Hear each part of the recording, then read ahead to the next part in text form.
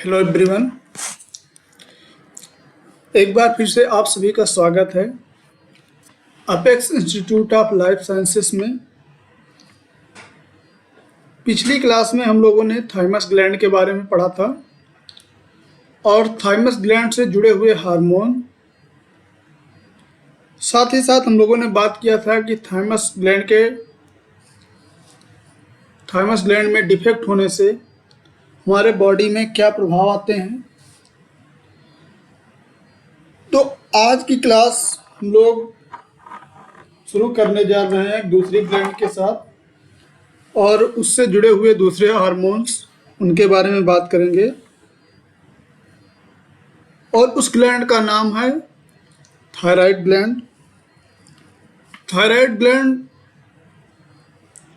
के बारे में बात करें तो इसके बहुत सारे ऐसे पॉइंट हैं जो कि सामान्य रूप से किसी भी एग्जाम में पूछे जाते हैं। जैसे कि सबसे लार्जेस्ट ग्लैंड की बात करें, सबसे बड़ी ग्लैंड के बारे में बात करें, तब भी आता है क्वेश्चन।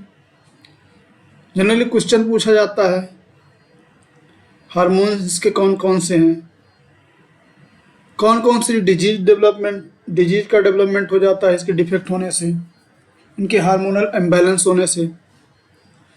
तो ये सब सारे क्वेश्चन हैं।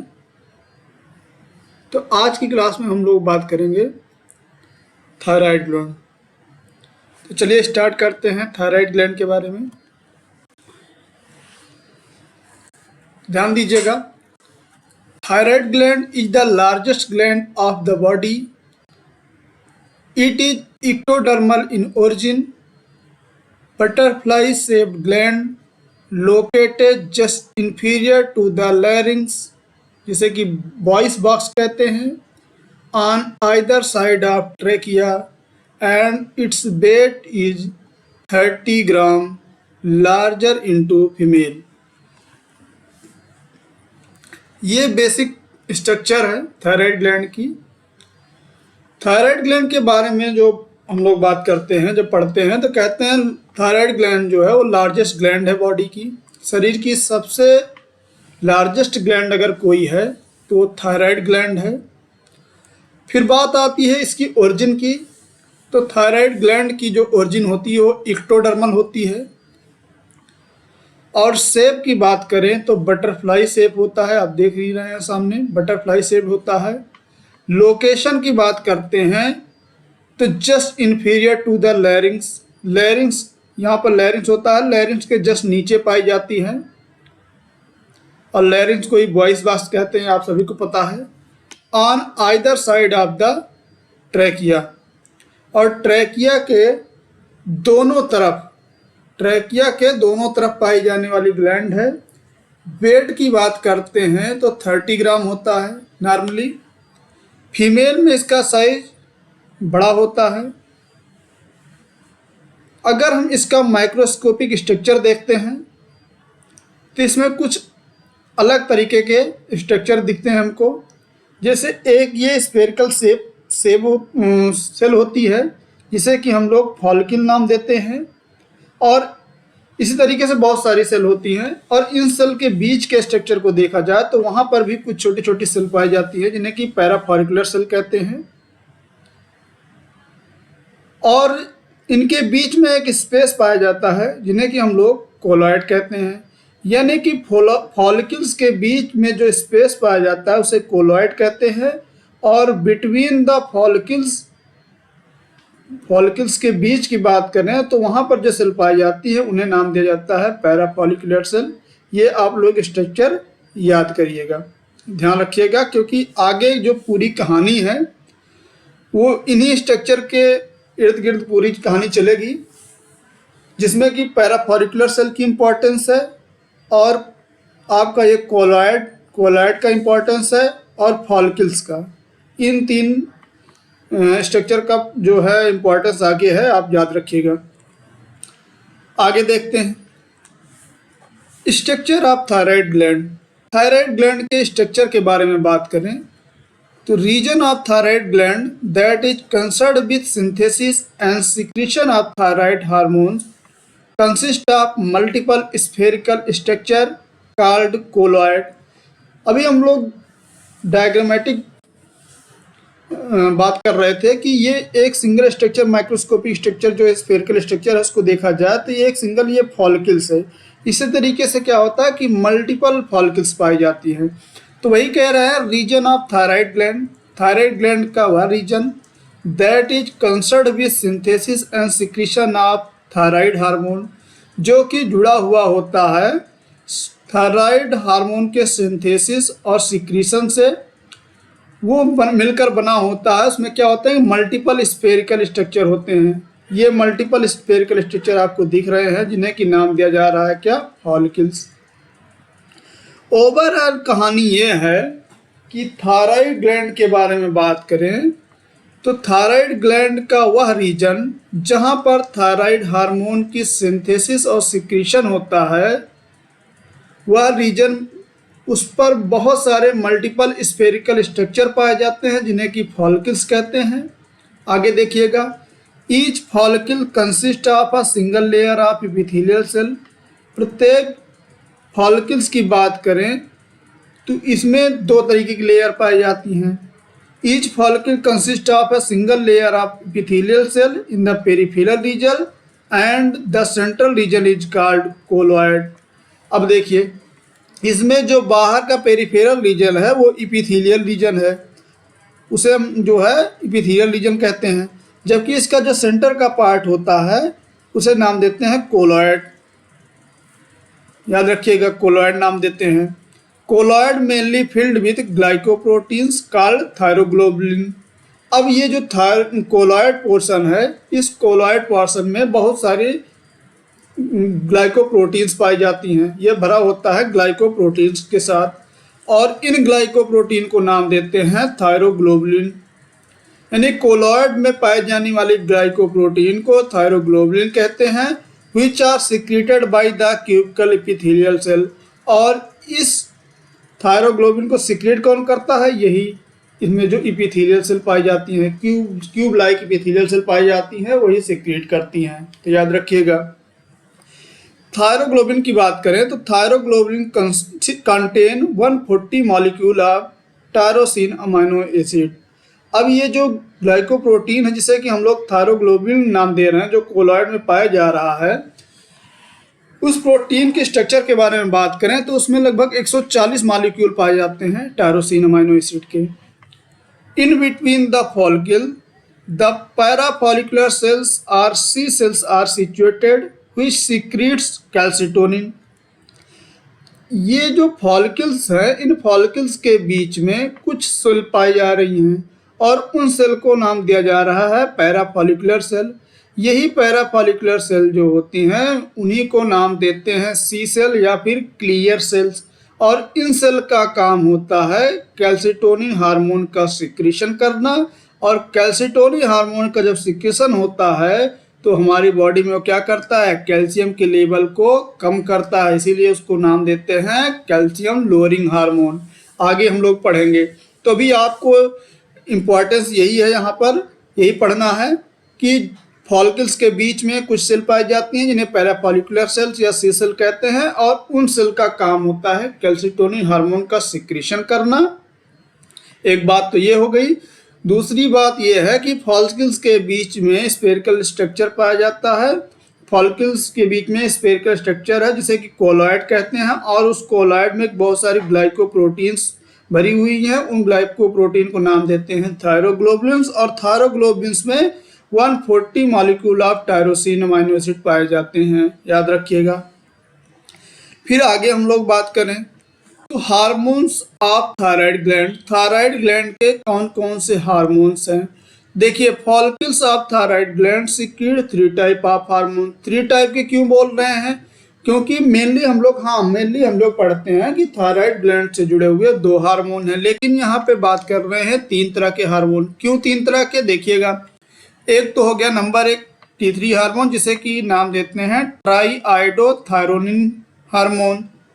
और दूसरा है T4 जिसे कि टेट्राआइडोथायरोनिन हार्मोन बोलते हैं या फिर थायरॉक्सिन हार्मोन के नाम से जानते हैं। और तीसरा जो कैटेगरी है वो है कैल्सिटोनिन हार्मोन। इसलिए कैल्सिटोनिन हार्मोन की बात कर रहे हैं क्योंकि अभी हमने बात किया कि जो ये कैल्सिटोनिन हार्मोन्स होता है वो parathyroid sorry parafollicular cell से ये जो फॉलिकल्स के बीच में सेल हैं पैरा फॉलिकुलर सेल, इन्हीं से सिक्रीट होता है। और ये पैरा फॉलिकुलर सेल पाई कहाँ जा रही हैं? थायराइड में। तो इसीलिए उसको कैटेगरी में रख दे रहे हैं। वहाँ पर भी अगर क्वेश्चन आता है तो कोई गलत बात नहीं है, गलत नहीं है ये कॉन्सेप्ट। तो यानी कि कैल्सिटोनिन भी थायराइड का ही पार्ट हुआ।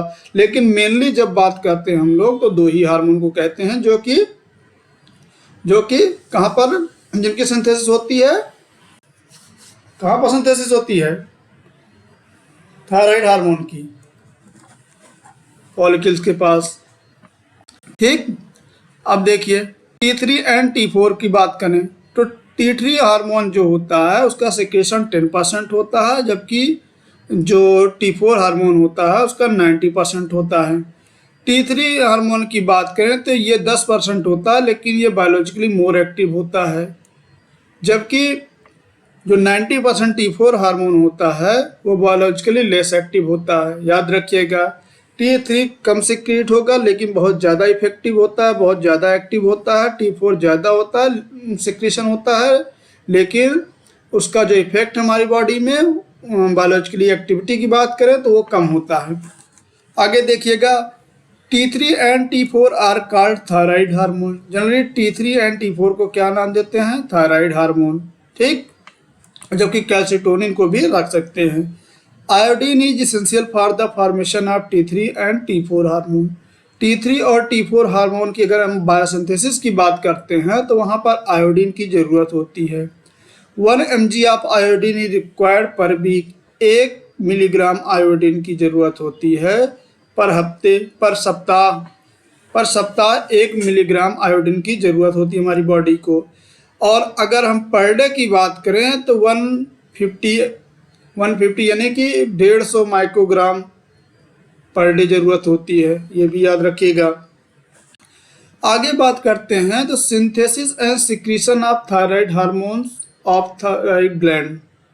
थायराइड ग्लैंड से सिक्रीट होने वाले थायराइड हार्मोन की सिंथेसिस और सिक्रीशन के बारे में बात करें तो synthesis of thyroid hormone occurs in follicles. कहाँ पर सिंथेसिस होती है थायराइड हार्मोन की? फॉलिकल्स में। And then secreted in blood, और उसके बाद उनका सिक्रेशन हो जाता है ब्लड में। यानी कि थायराइड हार्मोन की जो सिंथेसिस होती है वो फॉलिकल्स में होती है, और जब सिंथेसिस हो जाती है तो उनको रिलीज कर दिया जाता है ब्लड में। Thyroid hormone synthesis include 4 sequential phase. 4 step में थायराइड हार्मोन की सिंथेसिस होती है हमारी बॉडी में। कौन कौन सी स्टेप है? सबसे पहले ध्यान दीजिएगा, iodine trapping, synthesis and secretion of thyroglobulin, iodination of thyroglobulin, secretion of thyroid hormone. सबसे पहले क्या किया जाएगा कि हमारी बॉडी में आयोडीन को ट्रैप किया जाएगा, यानी कि वहाँ पर लाया जाएगा जहाँ पर उसकी सिंथेसिस होना है। फिर उसके बाद वहाँ पर उसकी सिंथेसिस होगी और उसके बाद सिक्रीशन होगा थायरोग्लोबुलिन, यानी कि उस ग्लाइकोप्रोटीन का सिक्रीशन होगा। और अब उस थायरोग्लोबुलिन जो प्रोटीन है, जो ग्लाइकोप्रोटीन है, उस पर क्या कर दिया जाएगा? आयोडिनेशन कर दिया जाएगा। जब ये पूरी प्रोसेस हो जाती है तो इस तरीके से सिंथेसिस हो जाती है थायराइड हार्मोन की, और फिर उसको सीक्रेट कर दिया जाता है ब्लड में। तो ध्यान दीजिएगा, एक एक स्टेप बहुत ही इंपॉर्टेंट है, क्वेश्चन भी आते हैं। तो सबसे पहला जो पॉइंट है इसमें वो है आयोडीन ट्रैपिंग। आयोडीन ट्रैपिंग की बात करें अगर तो इस प्रकार से प्रोसीड होती है। सबसे पहले क्या करते हैं, follicular cell of follicle transport iodine from ECF to cytoplasm. ECF को ही हम लोग ब्लड करते हैं क्योंकि ब्लड का ही पार्ट है। तो फॉलिकुलर सेल जो होती हैं हमारी थायराइड की, वो क्या करती हैं? ट्रांसपोर्ट करती हैं आयोडीन को, यानी कि ट्रैप करने के लिए पहले क्या करना होगा? आयोडीन को लाना होगा। तो आयोडीन को ट्रैप करती हैं कहाँ से? From ECF to cytoplasm, cell के अंदर लेके जाती हैं बाई अ सेकेंडरी एक्टिव को transporter called sodium iodine symporter. Follicular cells जो होती हैं फॉलिकल्स की, वो क्या करती हैं? आयोडीन को ब्लड से सेल के अंदर साइटोप्लाज्म में लेकर आती हैं बाई अ सेकेंडरी एक्टिव को ट्रांसपोर्टर, जिसे नाम देते हैं सोडियम आयोडीन सिम्पोर्टर। क्योंकि एक ही दिशा में ट्रांसपोर्ट करना है इसीलिए नाम देते हैं सिम्पोर्टर। और किसको किसको? सोडियम और आयोडीन को, तो इसीलिए नाम है सोडियम आयोडीन सिम्पोर्टर, याद रखिएगा। और एक साथ ट्रांसपोर्ट करना इसीलिए नाम दे रहे हैं को ट्रांसपोर्टर, ये भी ध्यान रखिएगा। Transportation of iodine require the को ट्रांसपोर्टेशन ऑफ सोडियम आयन। अगर आयोडीन का ट्रांसपोर्टेशन करना है तो सोडियम आयंस का होना जरूरी है, याद रखिएगा।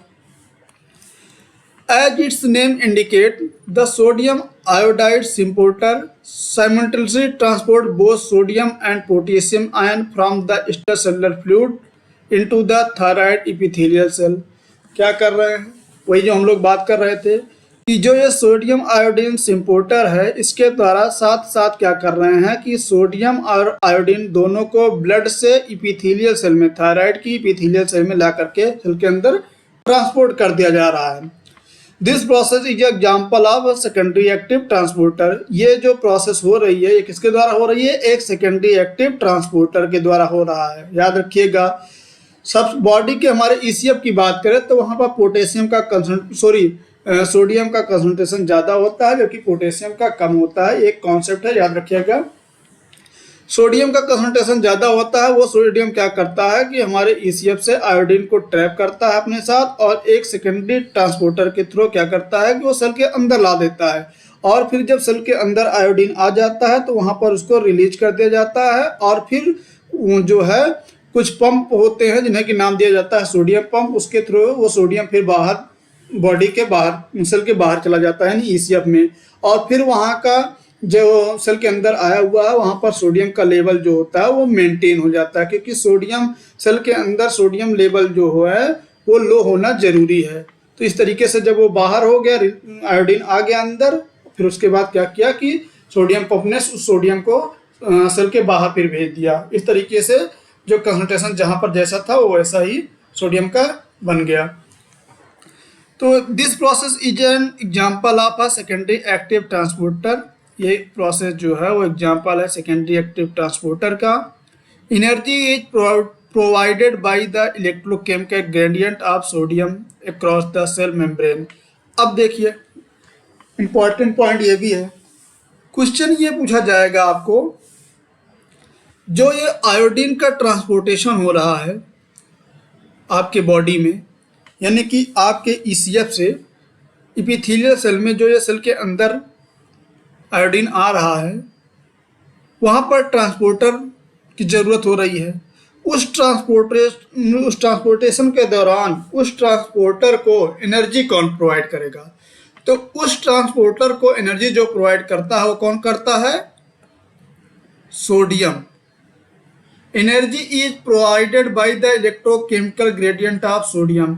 सोडियम जो चार्ज है सोडियम का, वही क्या करता है, एनर्जी प्रोवाइड करता है across the cell membrane. The low intracellular concentration of sodium is maintain by sodium pump. ये देखिए यहाँ पर क्या कर दिया गया कि सोडियम को फिर बाहर कर दिया गया, फिर उसके बाद इसका लेवल क्या हो गया, यहाँ पर लो हो गया। यही बात कर रहे हैं कि इपीथेलियल सेल के में फिर क्या होता है कि सोडियम का लेवल लो हो जाता है, यानी कि मेंटेन हो गया, कोई दिक्कत नहीं है। आगे चलते हैं, फिर दूसरी आयोडीन ट्रैपिंग हो गई। दूसरा स्टेप आता है synthesis and secretion of thyroglobulin. इसमें क्या करते हैं कि जो थायरोसाइड है यानी कि इपीथेलियल जो सेल है उन्हीं की बात कर रहे हैं। Thyrocytes present in follicles synthesize glycoproteins called thyroglobulins and then secrete colloid. अब क्या है कि जो इपीथेलियल सेल है प्रेजेंट हैं फॉलिकल्स में, वो सिंथेसाइज करती हैं ग्लाइकोप्रोटीन्स को और उन ग्लाइकोप्रोटीन्स को नाम दिया जाता है थायरोग्लोबुलिन्स, और देन वो सिक्रीट कर देती हैं, देन और उसके बाद क्या करती हैं, वो सिक्रीट करती हैं colloid. Thyroglobulin contain about 17 tyrosine amino acid which are substrate for thyroid hormone synthesis. अब ये जो थायरोग्लोबुलिन है इनके पास लगभग 70 टायरोसिन अमीनो एसिड होता है जो कि सबस्ट्रेट होता है थायराइड हार्मोन का। इनके पास ये 70 टायरोसिन अमीनो एसिड जो है वो सबस्ट्रेट है थायराइड हार्मोन का, जबकि ओवरऑल इसके स्ट्रक्चर की बात करें तो हम लोग बात कर रहे थे कि उसमें लगभग 140 मॉलिक्यूल पाए जा रहे हैं। तो यानी कि इन्होंने क्या कर रहे हैं, ये अपने आधे मॉलिक्यूल जो हैं उनको यूज कर ले रहे हैं किसमें, थायराइड हार्मोन सिंथेसिस में।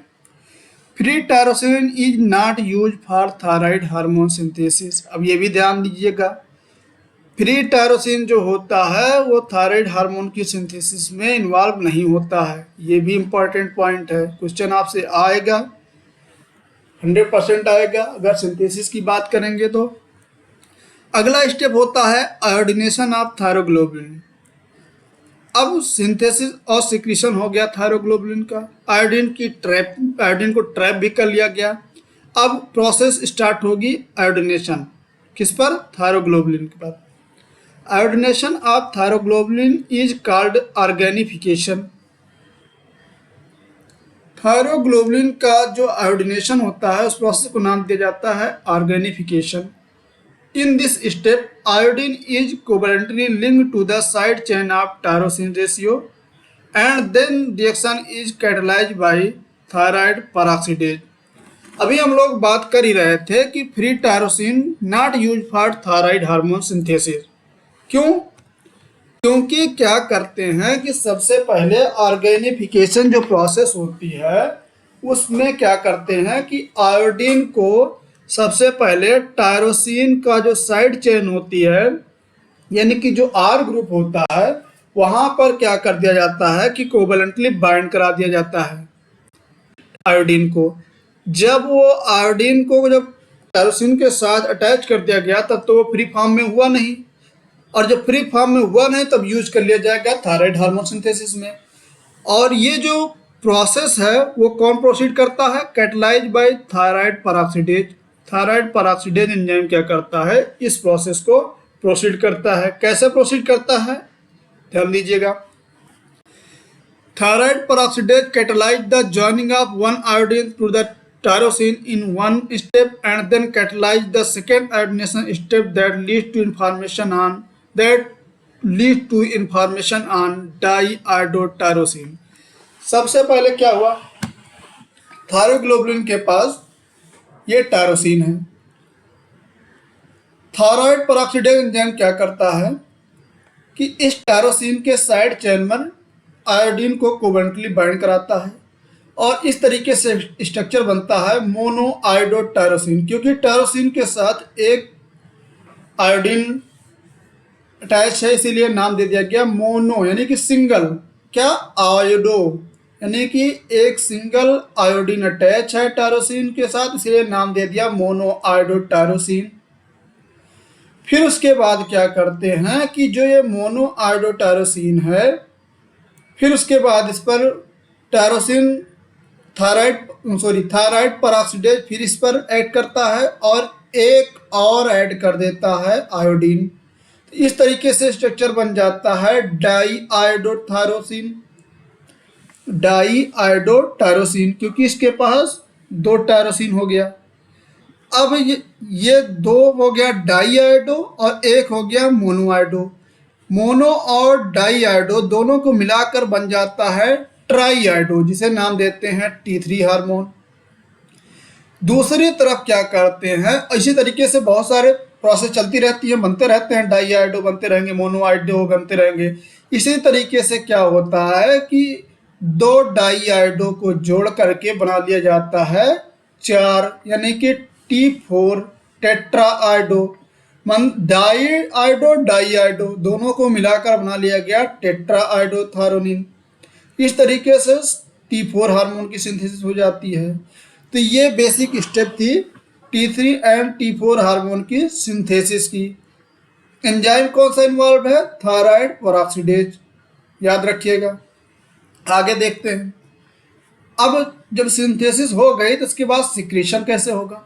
Secretion of thyroid hormones. Secretion of thyroid hormones occur when TSH act on thyrocyte. Thyroid stimulating hormone, याद रखिएगा, थायराइड स्टिमुलेटिंग हार्मोन क्या करता है? ये ऐड करता है थायरोसाइट पर ऐड करेगा। और जब थायरोसाइट पर ऐड करता है तब क्या होता है? TSH secreted from the anterior pituitary in response of thyroid releasing hormone which is secreted from the hypothalamus. The hypothalamus releases TRH when the thyroid hormone level is low in the circulation. अब देखिए, thyroid hormone का level जब हमारी body में कम होता है, जब हमारी बॉडी में थायराइड हार्मोन का लेवल कम होता है तो एक्टिवेशन होता है किसका? हाइपोथैलेमस को सिग्नल गया। ये देखिए पॉजिटिव सिग्नल गया हाइपोथैलेमस को कि अब हमारी बॉडी में थायराइड हार्मोन नहीं है, लेवल उसका कम हो गया है। तब ये हाइपोथैलेमस क्या करता है, रिलीज करा देता है थायराइड रिलीजिंग हार्मोन की सिंथेसिस करता है। और ये थायराइड रिलीजिंग हार्मोन जो होता है वो एक्ट करता है कहाँ पर, एंटीरियर पिट्यूटरी पर, एंटीरियर पिट्यूटरी पे एक्ट करता है। और एंटीरियर पिट्यूटरी से रिलीज होता है टीएसएच, थायराइड स्टिमुलेटिंग हार्मोन। ये थायराइड स्टिमुलेटिंग हार्मोन ऐड करता है कहाँ पर, थायराइड ग्लैंड पर। और जब थायराइड ग्लैंड पर ये एक्टिवेट होकर के ऐड करता है तो थायराइड ग्लैंड से सिक्रीशन होता है T3 और T4 हार्मोन का। अब एक समय ऐसा आएगा कि थायराइड ग्लैंड से T3 एंड T4 हार्मोन का इतना ज़्यादा सिक्रीशन हो गया बॉडी में कि लेवल जो है उसका हो गया हाई। अब जब हार्मोन का लेवल हाई हो गया तो उस समय क्या होता है कि सिग्नल फिर जाता है हमारे हाइपोथैलेमस पर कि अब बहुत हो गया, पर्याप्त मात्रा में हार्मोन की सिंथेसिस हो चुकी है, इससे काम चल जाएगा बॉडी का। तब क्या होता है कि वो प्रोसेस बंद हो जाती है और इस प्रोसेस को नाम दिया जाता है फीडबैक इनहिबिशन। क्यों? क्योंकि T3 एंड T4 जो थे वो कहाँ से सिग्नल उनको मिला हिट होने के लिए, हाइपोथैलेमस से। और वही क्या कर रहे हैं कि जा करके बैक में जा करके हाइपोथैलेमस को सिग्नल दे रहे हैं कि अब पर्याप्त मात्रा में सिंथेसिस और सिक्रीशन हो चुका हुआ है, लेवल पर्याप्त हो चुका हुआ है हार्मोन का, अब सिंथेसिस को बंद कराइए। तो इस तरीके से सिग्नल हमारे ब्रेन पे पहुंचता है। फिर आगे बात करें hormonal effect of thyroid hormone. Thyroid hormone का इफेक्ट क्या है हमारी बॉडी में? तो सबसे पहले इफेक्ट की बात करते हैं तो इफेक्ट आता है कैलोरीजेनिक इफेक्ट। कैलोरीजेनिक इफेक्ट में क्या होता है कि हमारी जो बॉडी में एटीपी का प्रोडक्शन बढ़ जाता है, यानी कि एनर्जी का प्रोडक्शन बढ़ जाता है। इंक्रीज O2 कंजप्शन, ऑक्सीजन का कंजम्पशन बढ़ जाता है। Increase heat production, body temperature क्या करेगा, बढ़ने लगेगा। तो कैलोरीजेनिक इफेक्ट में आता है कि एटीपी का प्रोडक्शन बढ़ जाना बॉडी में, O2 का कंजप्शन बढ़ जाना और हीट प्रोडक्शन यानी कि बॉडी का टेम्परेचर बढ़ जाना। ये सभी संकेत देते हैं कि थायराइड हार्मोन हमारी बॉडी में कैलोरीजेनिक इफेक्ट क्रिएट कर रहा है। फिर आगे देखिए एक इंपॉर्टेंट पॉइंट लिखा है नोट लगा करके, इंक्रीज बेसल मेटाबॉलिक रेट। हमारी बॉडी में क्या करता है कि यही थायराइड हार्मोन बीएमआर को भी बढ़ा देता है, बेसल मेटाबॉलिक रेट को इंक्रीज कर देता है। कौन? Thyroid hormone. फिर थायराइड हार्मोन का देखें इफेक्ट बोन पर क्या है, तो induce proper growth and development of bones and also responsible for bone maturation. यही थायराइड हार्मोन क्या करता है, हमारी बोन की प्रॉपर ग्रोथ कराता है और बोन का डेवलपमेंट कराता है, साथ ही साथ रिस्पॉन्सिबल होता है बोन के मैच्योरेशन में। यानी बोन पर ओवरऑल इफेक्ट देखा जाए तो इसका बोन पर ग्रोथ डेवलपमेंट के साथ साथ मैच्योरेशन में भी है। अगला इफेक्ट जो हमारी बॉडी पे पड़ता है इसका वो है नर्वस सिस्टम पर इफेक्ट। नर्वस सिस्टम पर क्या करता है कि essential for normal growth of nervous system in both foetal and postnatal life, यानी कि भ्रूण के दौरान और जन्म के बाद दोनों समय पर क्या करता है, नॉर्मल ग्रोथ कराता है नर्वस सिस्टम का। बहुत अच्छी बात है भाई। Hyposecretion associated with retired growth of brain in children, this condition is called idiot child. ये हमारी बॉडी में जब कम सिक्रेशन होता है, इसका बॉडी में जब कम सिक्रेशन होता है तो उससे एक डिजीज जुड़ी हुई है। क्या होता है कि ग्रोथ जो है ब्रेन की वो रुक जाती है। भाई ये बीमारी ही तो हुई, रिटायर्ड हो गई ग्रोथ ब्रेन की चिल्ड्रन में, और इस कंडीशन को नाम देते हैं इडियट चाइल्ड। तो याद रखिएगा हाइपोसिक्रेशन से ब्रेन की ग्रोथ रुक जाती है बच्चों में और उस कंडीशन को नाम दिया जाता है इडियट चाइल्ड। फिर effect on nervous system. Nervous system की बात करें सॉरी, नर्वस सिस्टम की बात हम लोगों ने कर लिया है, ये थोड़ा गलत टाइप हो गया है। इफेक्ट ऑन मेटाबॉलिज्म होना चाहिए, यहाँ पर आप लोग करेक्ट कर लीजिएगा, effect on metabolism, effect on metabolism. तो मेटाबॉलिज्म पर क्या इफेक्ट है? तो मेटाबॉलिज्म की बात करते हैं अगर हमारी बॉडी में, तो देखते हैं कि थायराइड हार्मोन का प्रोटीन मेटाबॉलिज्म, कार्बोहाइड्रेट मेटाबॉलिज्म और लिपिड मेटाबॉलिज्म पर क्या इफेक्ट है। तो अगर प्रोटीन की बात करते हैं तो वहां पर एनाबॉलिक इफेक्ट है, यानी कि क्या करेगा, प्रोटीन की वो सिंथेसिस कराता है। जबकि कार्बोहाइड्रेट की बात करें तो वहां पर कैटाबॉलिक इफेक्ट है, यानी कि कार्बोहाइड्रेट को करेगा, ब्रेक डाउन कराएगा। लिपिड की बात करें तो लिपिड पे भी कैटाबॉलिक है, यानी कि लिपिड का भी ब्रेक डाउन करेगा। कैटाबॉलिक इफेक्ट अगर जहां पर शो करे कोई भी हार्मोन, तो समझ लीजिए कि वो हार्मोन उस मेटाबॉलिज्म का क्या कर रहा है, ब्रेक डाउन करा रहा है। और एनाबॉलिक इफेक्ट की बात आए तो समझ लीजिए कि वहां पर सिंथेसिस की बात कर रहा है। तो hyposecretion increase catabolism of protein from skeletal muscle that causes muscle weakness। एक कंडीशन जुड़ी हुई है। अभी तो हम लोग कह रहे हैं कि थायराइड हार्मोन का प्रोटीन पर एनाबॉलिक इफेक्ट है, लेकिन जब हमारी बॉडी में इसका सिक्रीशन कम होता है उस दौरान क्या होता है कि कैटाबॉलिक प्रोसेस प्रोसीड हो जाती है तेजी से। और जब प्रोटीन का कैटाबॉलिज्म होने लगता है, कहाँ से, फ्रॉम स्केलेटन मसल से, इससे हमारी मसल क्या हो जाती हैं, कमजोर हो जाती हैं, ये भी याद रखिएगा। फिर इफेक्ट ऑफ मेटाबॉलिज्म के बाद आता है effect on growth, responsible for proper growth and development for almost called metabolism effect in tissues. बहुत अच्छी बात है, पॉजिटिव इफेक्ट है, प्रॉपर ग्रोथ और डेवलपमेंट में इफेक्ट है इसका थायराइड हार्मोन का। फिर थायराइड हार्मोन एसोसिएटेड डिजीज, कुछ डिजीज भी ये हैं जो कि थायराइड हार्मोन के कम या ज़्यादा सिक्रीट होने से जुड़ी हुई हैं।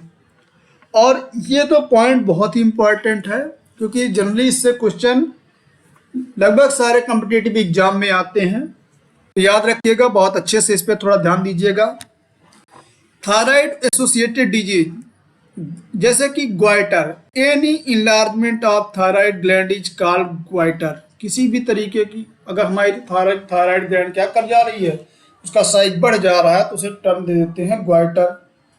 और इस ग्वाइटर का जो संबंध है वो थायराइड हार्मोन के कम या ज़्यादा सिक्रीशन दोनों से जुड़ा हुआ है।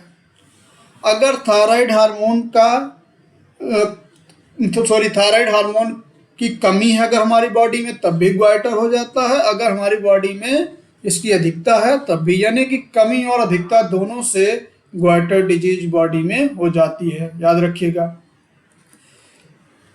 अब याद रखिएगा कि एक तरफ हमने बात करना है हाइपोसिक्रीशन ऑफ थायराइड हार्मोन और दूसरी तरफ बात करना है हाइपर सिक्रीशन।